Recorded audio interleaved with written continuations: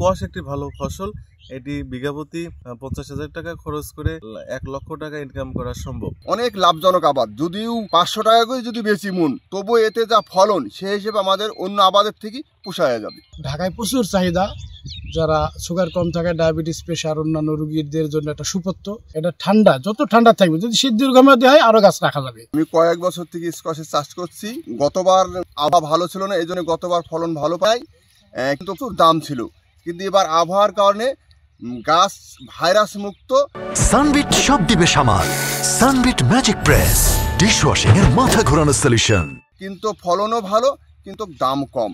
এই জন্য আমরা একটু চিন্তার মধ্যে আছি। কিন্তু আমাদের সর্বসময় কৃষি অফিসাররা, কৃষি অফিসাররা সবসময় আমাদের সহযোগিতা এবং সবসময় পাশে আছে।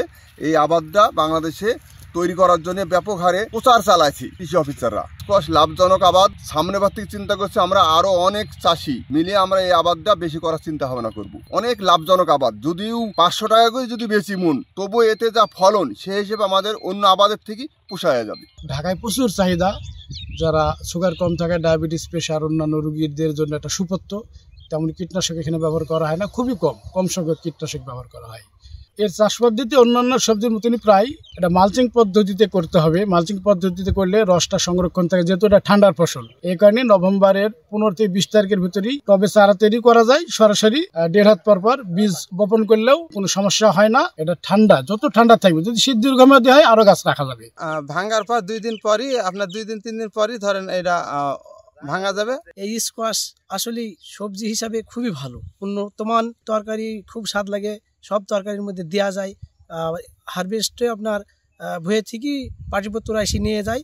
তে তুলনামূলক অন্য ফসলের থেকে এই স্কোয়াশ আপনার খুবই ভালো সবজি হিসাবে আপনার। তারপরে হচ্ছে লাভজনক। আমি বেশ করেছি, আগামীতে ইনশাল্লাহ আমি এই আবাদ ছাড়বো না ইনশাল্লাহ। আমাদের হাটে খুব চাহিদা বেশি, নতুন আবাদ হিসাবে প্রচুর ফলন হচ্ছে। আর কৃষি অফিসারের সাহায্যে আরো সাজেশন দিছে, এভাবে আবাদ আগে যাচ্ছে। আর অনেক এই আবাদ অনেক আগে কম ছিল, এখন আস্তে আস্তে বাড়ছে। ধরেন 3 দিন পর পরে বীজ দেওয়া লাগে, কীটনাশক বীজ ব্যবহার করা লাগে, সার বীজ দেওয়া লাগে কয়েকদিন পর পর। স্কোয়াশ একটি ভালো ফসল। এটি বিঘাপ্রতি 50,000 টাকা খরচ করে 1 লক্ষ টাকা ইনকাম করা সম্ভব।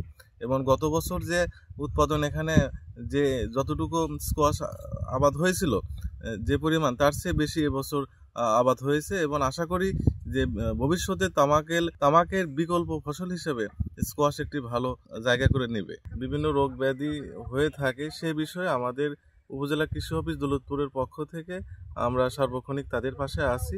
এবং মাঠ লেভেলে আমাদের উপসহকারী কৃষি কর্মকর্তাগণ বিভিন্ন কলা কৌশল নিয়ে তাদের সাথে আলোচনা করে থাকি।